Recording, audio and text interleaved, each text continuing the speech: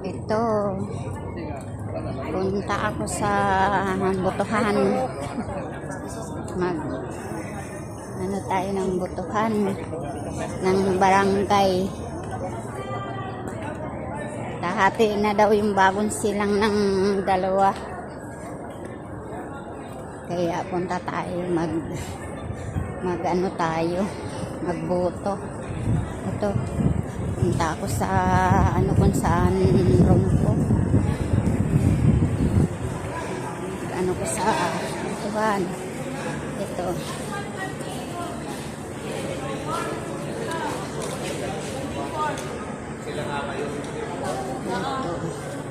Room 102. Yan po, building 4. Sa inyo po. Ito po ito, building 4 po. Opo, building 4. Saan yan? 11.